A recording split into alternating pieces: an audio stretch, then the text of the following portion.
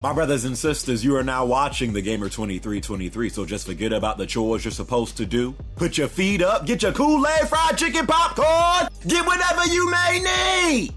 And I hope you enjoy the video.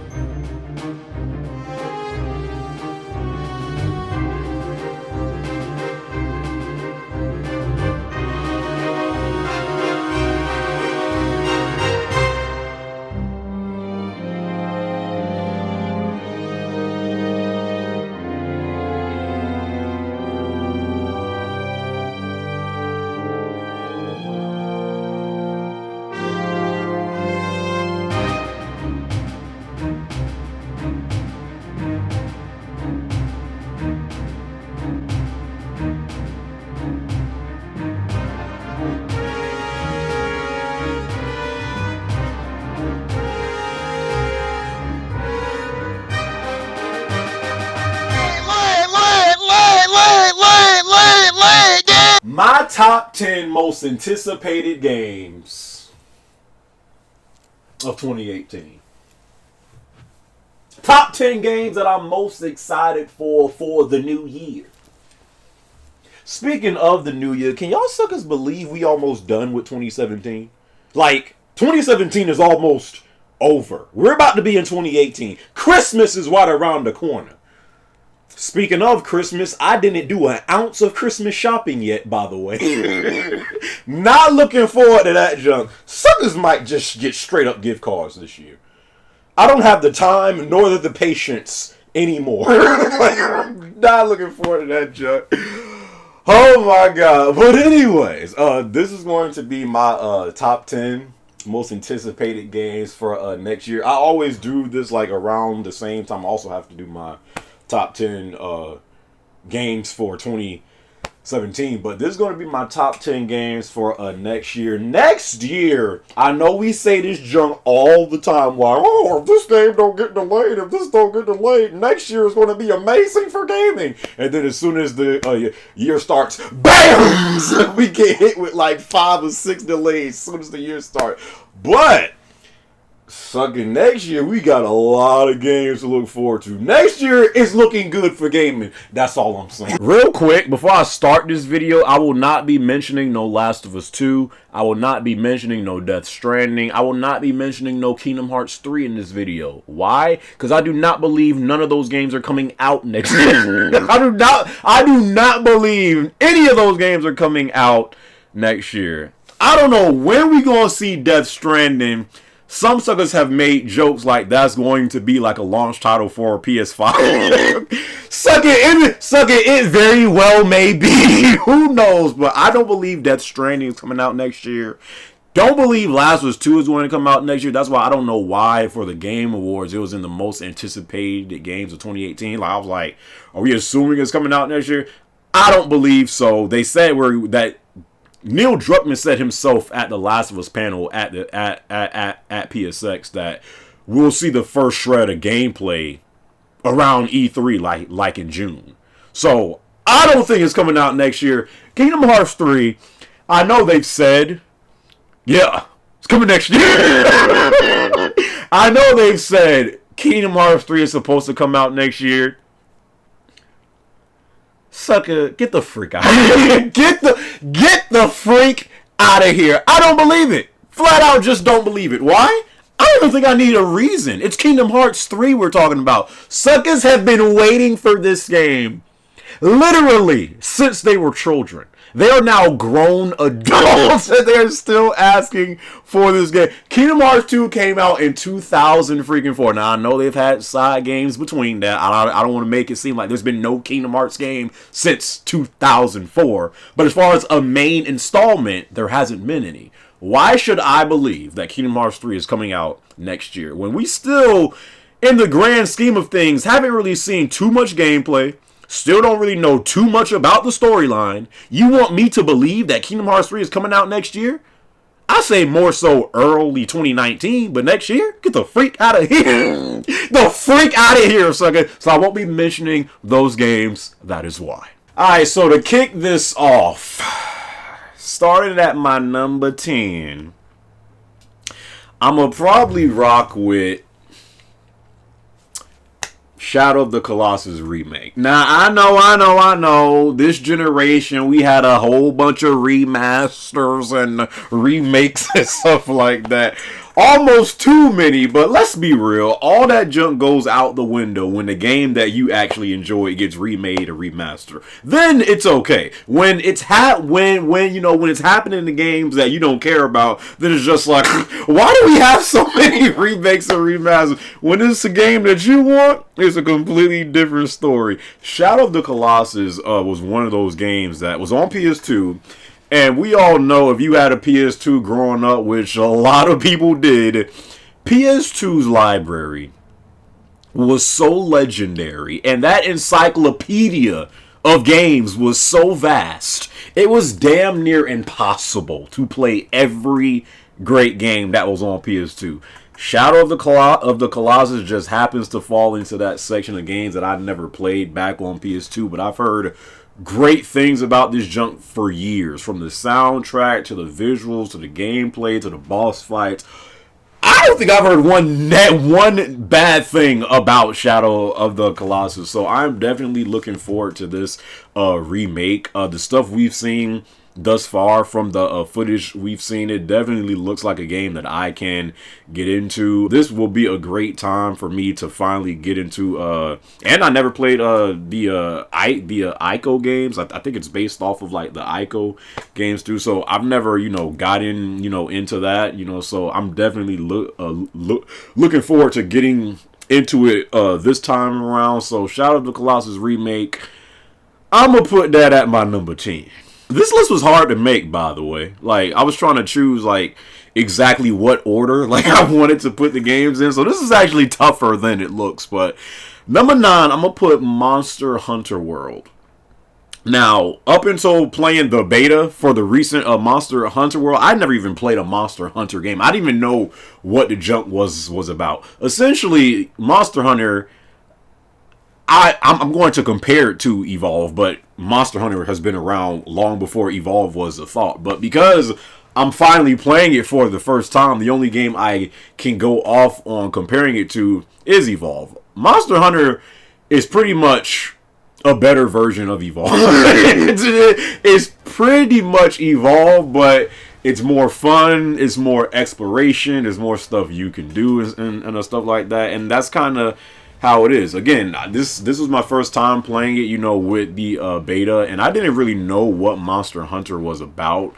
But after seeing it, I can see me playing it. It's definitely a game that you'd have more fun playing it with your friends, co-op style, because when you're going against these monsters, if you playing that junk solo, I'm guessing it's possible if you're like a freaking expert, but a lot of times when you going against these monsters, you have to have at least a group of 3 or 4 people, 3 or 4 friends, to take down these monsters, because these fights can last like 10 to 15, 20 minutes. So this is definitely a game that you would want to play co-op style. So definitely, I see myself getting this game as long as I could, find that right group of players to play with. I also kind of compare it to Horizon in the way, just how, in Horizon, when you played that game, you're taking on these freaking huge creatures and you have to use, weapons to, take down these creatures and give you an advantage. That's kind of how Monster Hunter is. Again, I know Monster Hunter was around way before Horizon,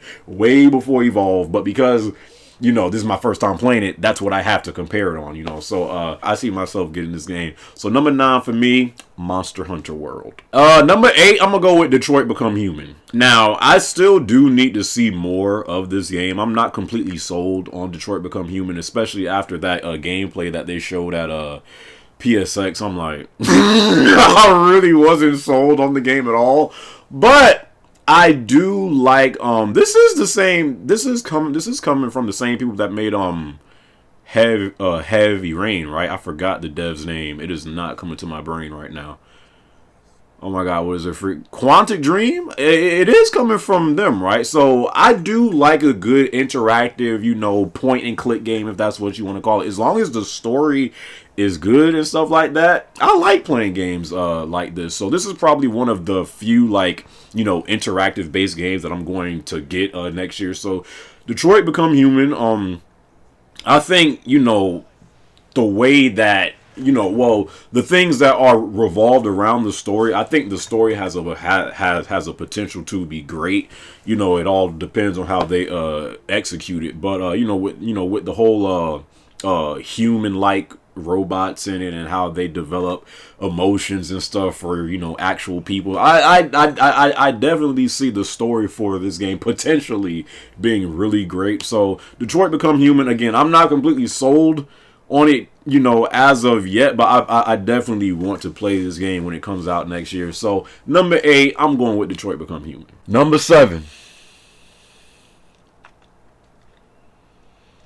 If there's one thing, if there is one thing that this generation has taught me, it is to not get excited for these games when they first get revealed. No matter how good that game looks, when you first see that first reveal, that first gameplay, do not get your hopes up for this game, because we've been around this freaking road before. So that is one thing that I no longer do.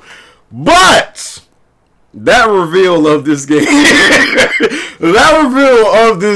did look good, but I've learned a lot. I ain't gonna get too excited for it. Number 7 is Anthem. Anthem is such a big if to me right now, because again, we've been around this road before with Watch Dogs, The Division, Destiny. I mean, sucker, do you got time for me to say all these games that we were hyped for, and when they came out, it's just like, oh. It's just like, oh, okay. We've been around this road before, but Anthem, dude, that reveal we got an Anthem in that gameplay. The whole scripted talking, dialogue in the trailer that they always kind of do. Well, you're starting to see it more so in shooters now with that whole scripted dialogue, and you say, is that the actual AI talking? Oh my God, it's so smart. But that first reveal that we did get of Anthem, I think at E3, was it E3 this year or was it last year? I think it was this year. But when we first seen that first gameplay Anthem, you can't act like that joke wasn't good. That they showed at Microsoft's conference, so that joke was looking real good. But again, I can't get too excited for this junk, because we've been around this road before. Now, Mass Effect Andromeda, it kind of seemed like that took the, bad hit. Because it clearly seems like BioWare was like, okay, we're going to focus on this game. Let's just do whatever. Let's just do whatever we can to get Mass Effect Andromeda out there. But our main focus is Anthem right now. Anthem, if this game progresses how that reveal looked, and it's an actual good game, don't really know how the multiplayer is going to be, but I figure it's going to be another PvE/PvP game. If they do this junk right, this junk could probably be the Destiny killer. The Destiny killer. It's not even I like Destiny, but Destiny does have a big fan base behind it, so Anthem, it's such a big if to me, because like I said, I've been around this road before, but I'm not going to be blind from what I saw at that reveal. Anthem, at the reveal, that first gameplay they showed for it, to me, looked incredible. But I need to see more of that, so hopefully as we do see more Anthem gameplay and this game progresses and gets closer to release, it is supposed to release next year. Hopefully, even though I won't even be shocked if that game gets multiple delays. But Anthem, that reveal did look good, so I have to put it at my number 7. Alright, number 6. I was going to put this in my top 5, but I was like, nah. So, but I still am very excited for it. This is actually going to be one of my first purchases next year because it comes out the first month of next year. Dragon Ball Fighters. I used to call it Dragon Ball Fighter Z, but it's Dragon Ball Fighters. Dragon Ball Fighters, dude. I cannot wait for this game, dude. The junk just looks pure fun. Looks like Marvel vs. Capcom mixed in with like Mugen, mixed in with some freaking Guilty Gear, like all into freaking one, and it's a Dragon Ball Z game. How are you not excited for that junk? Can't wait for this junk to come out. I do not like what they're doing, you know, with the whole season pass thing, with how some of even like what we would consider base characters are going to be provided as DLC.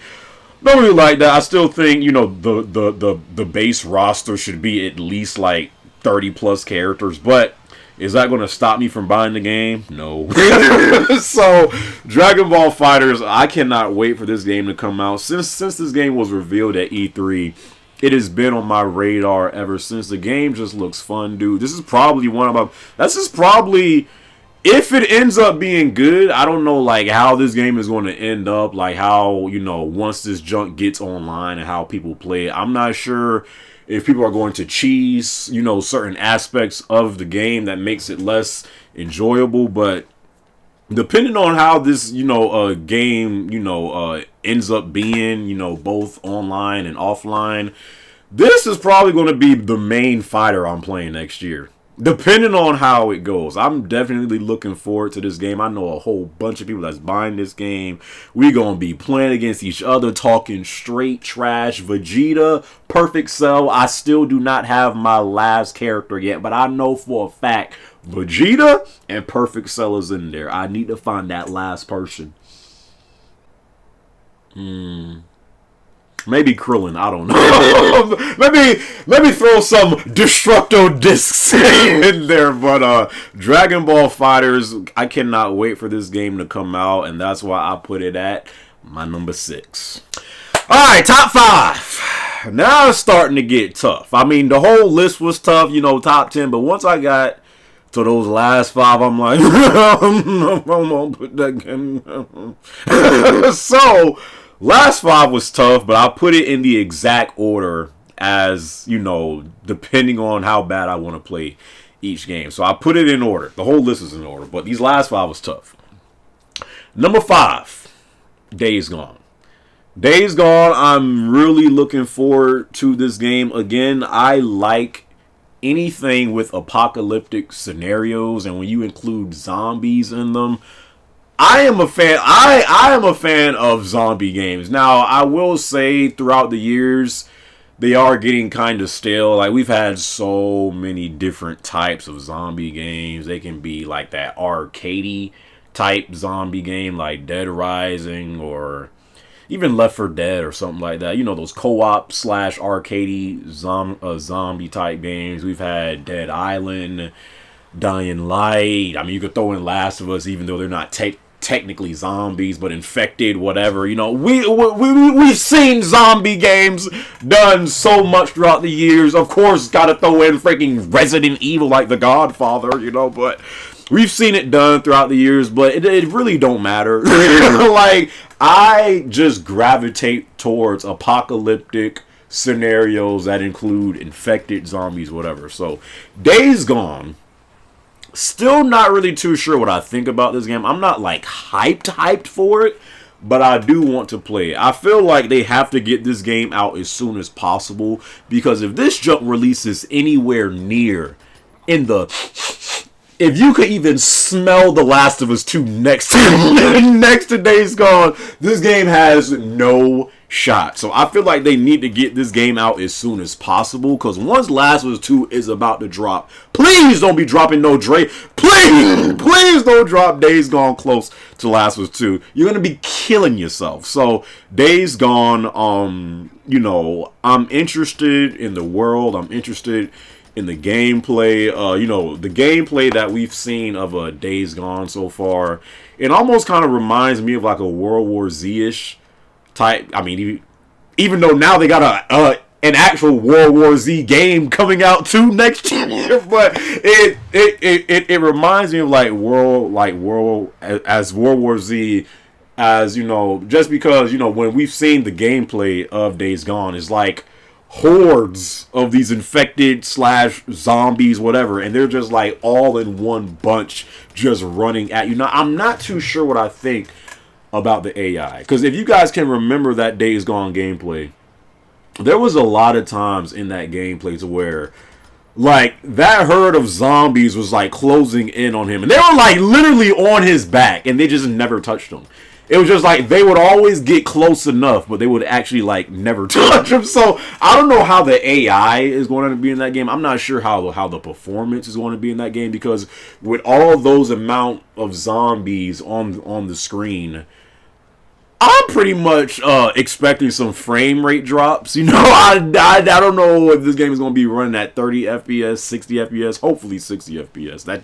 That should be the standard by now. But I kind of have, my ifs about how this game is actually going to perform. Not just look, I'm just talking about straight performance, like how it's actually going to feel while you're playing it. Not really too, I'm not really too sure about the story, and as far as the characters and stuff that they're going to have in this game, because we haven't really dived into like the story aspect of Days Gone. Has mainly been more so gameplay, and maybe again they're doing that because they realize like nobody's going to care about the Days nobody's going to care about the Days Gone story when there's a Last of Us 2 story out there. So let's focus more so on gameplay. So maybe that's why they're doing it. But Days Gone, I do want to play this game. The gameplay that we have seen, it does look good. You could freaking ride on motorcycles, and like those wolves were like chasing you on the street. It seems like this game is going to be far more open world than Last of Us, so that's what I like about it. You were taking on a bear in that last gameplay, so as far as like how the wildlife aspect is going to like come into play and stuff like that. Days Gone has things about it that I like that isn't in Last of Us. It's pretty much what I'm saying. But it's going to be compared to Last of Us, and they need to get this game out before the Last of Us comes out. But Days Gone, I am interested in it. I am a sucker for apocalyptic scenarios that include zombies, so I had to put it at my number 5, Days Gone. Number 4. Now, I must admit, I thought this was going to be at like the lower list, like maybe like 9, 8, 7, but this dude kind of did bump it up. I ain't gonna lie, he kind of did bump up the game, but I was already interested. This game was going to be in my top 10 regardless, but after seeing the Game Awards, and what was the dude? I think his name was like Joseph Fares or something like that. Whatever his name was, dude was just.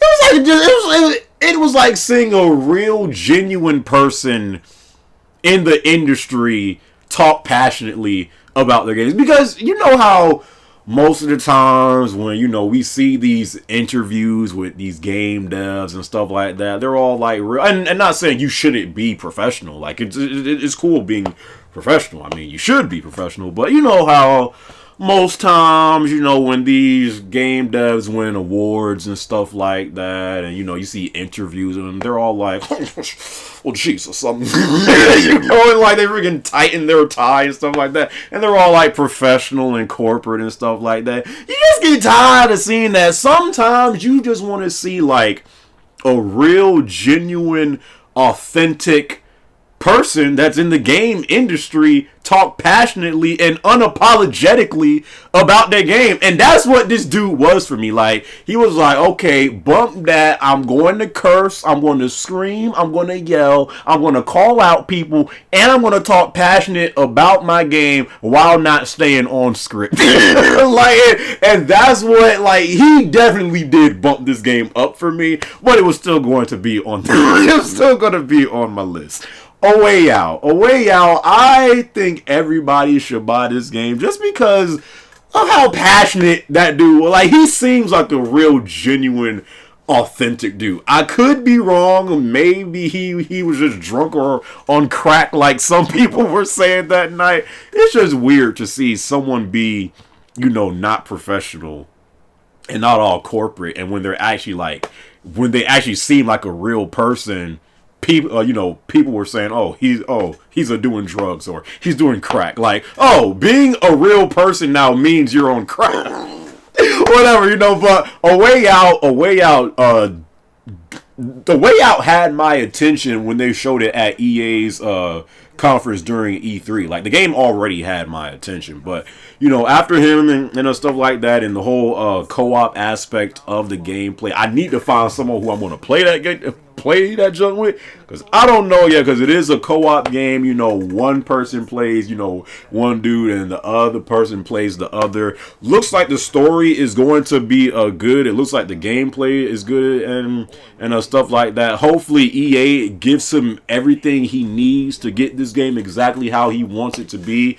And yeah, man, A Way Out just looks good. Like, what was that one game that people liked a lot? I think it was on Xbox. It might have been on PC as well. I don't think it was on PlayStation. But what was that one co-op game that was also it was like a co-op split screen thing and you could play with someone? I think it was called A Tale of Two Brothers or something like that. I've seen people compare this game to that. But I've never played A Tale of Two Brothers. But I'm definitely, from what I've seen of A Way Out thus far, it definitely looks like a game that not only looks fun, but looks like, as long as I got a good partner to play with, looks like I could have a good time playing this game. And you add in a Joseph Fares, or however you say his name. Yeah, I'm buying this game. A Way Out at number 4.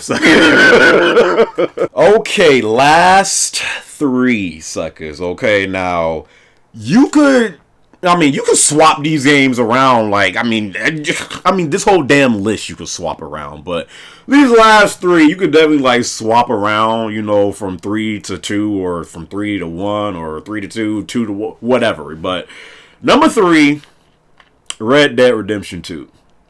I am definitely going to buy this game when it comes out. I've played enough of Red Dead Redemption to know why people like Red Dead Redemption. I played up until, because when I was doing, those whole P.O. Box unboxings, if you guys remember, shout out to my brother Marble Floor. He sent me Red Dead Redemption on PS3.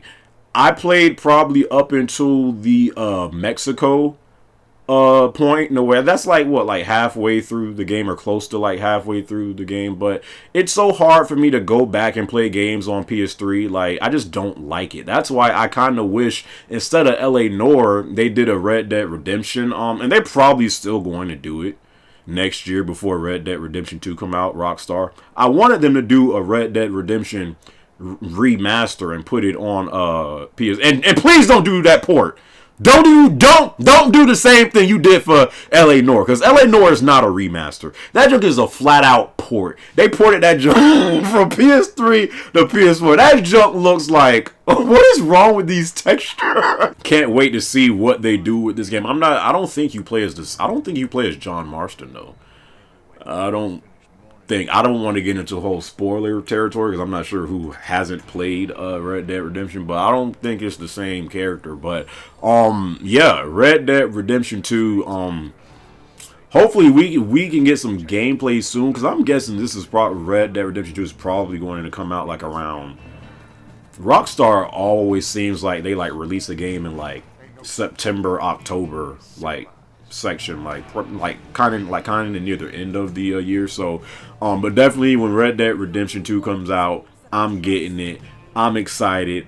I'm hype. Please remaster Red Dead Redemption and do an actual remaster, not a port, please. That way I can go back and finish the rest of Red Dead Redemption. And yeah, man, Red Dead Redemption 2 at my number 3. Last freaking 2. Coming in at number 2, this junk was all. I'm like, do I want this junk 1 or 2? Had to put it at 2 just because this last game. I'm sorry, I'm just more. I'm just more into that game right now. Number 2 is God of War for PS4. Don't really know necessarily if it's going to be called God of War 4. I know that's what people are calling it because it's supposed to be a sequel to God of War 3. So I guess you could name it God of War 4, but they've just been saying God of War. Just for right now, let's just call it God of War PS4. God of War for PS4. I am really excited for this game because honestly, and I don't think I've ever said this before, but honestly, up until like God of War 3, I mean, I liked God of War, but it was never like a top franchise to me. It was just like, oh, okay, this game is cool. Like, I like it. But it was never like, oh, you have to play God of War type game to me. But God of War 3 changed that. To me, there's no debate. God of War 3 is the best God of War game, bruh. Not only from, the story standpoint, bruh. The boss fights in God of War 3 is what makes that game so good to me, bro. The boss fights alone, dude. Like, just the sheer amount of the scale of some of those boss fights, the gore in some of those boss fights, the gameplay in some of those boss fights, it just all played out so well. God of War 3 might have the best boss fights I've ever played in video game.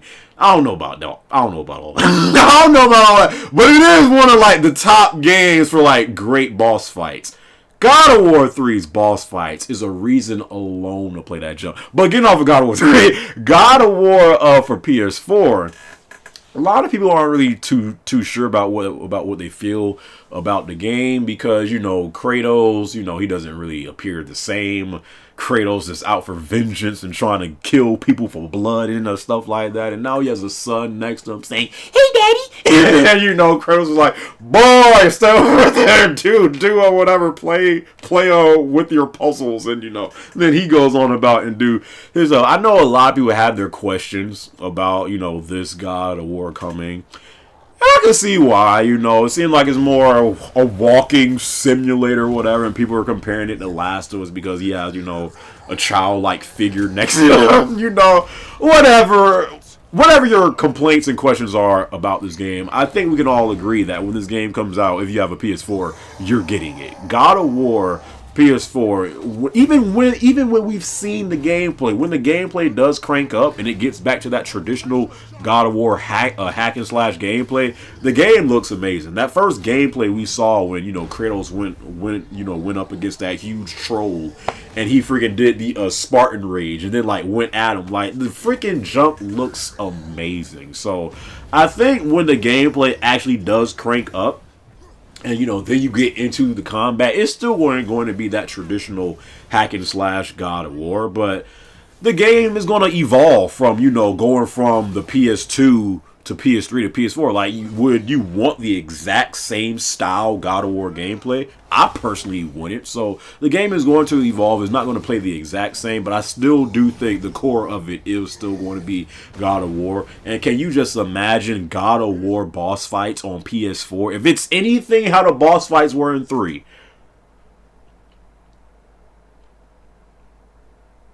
Jesus God. That truck is going to be epic flames! Okay, so number 2 for me had to go with God of War PS4. And then there was only one game that stands out above all these other games that I just mentioned. One game that if I had to play one game on this whole list, I would choose this game first.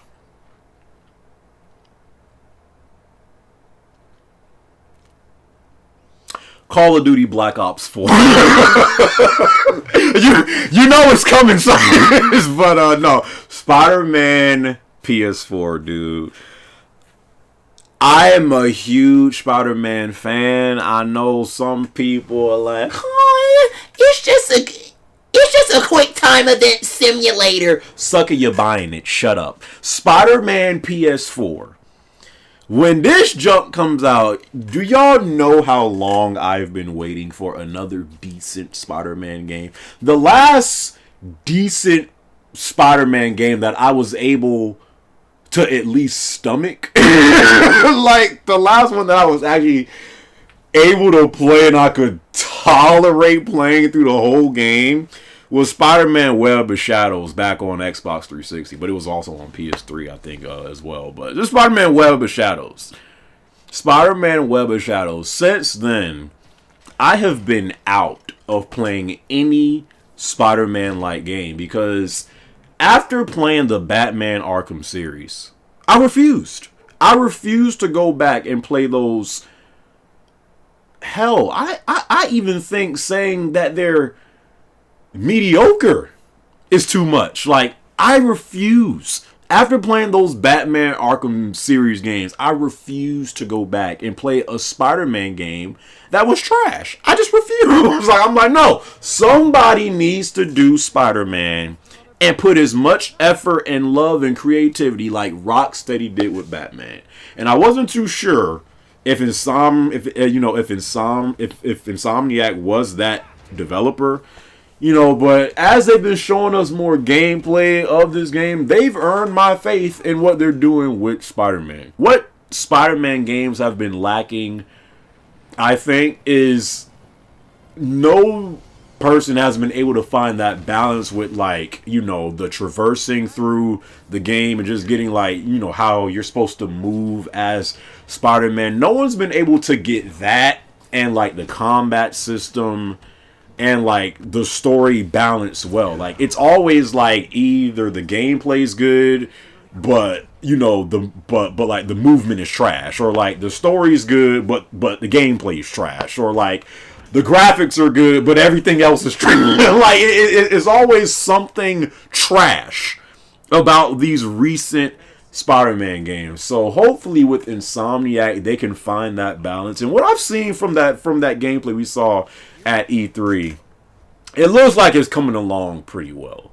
So Spider-Man, I have to put that at my number one game. Huge Spider-Man fan. And again, if they could get this jump remotely close to what Rocksteady did with the Batman Arkham games, watch how many suckers hop on that Spider-Man bandwagon and be like, oh, I've always been a shut up! You ain't been no Spider-Man fan, sucker! You was freaking spitting on the name of Spider-Man. But watch what Insomniac does with this game, okay? Spider-Man, number one out of my top 10 games. Had to go with it, bro. Spider-Man PS4. So that is my personal top 10 games for 2018. You guys leave your own top 10 games of 2018 down in the comment section below, or you can even, that's why I wish these sites would bring back video responses. That joke was so cool, YouTube. You don't remember how when you actually used to be a good website,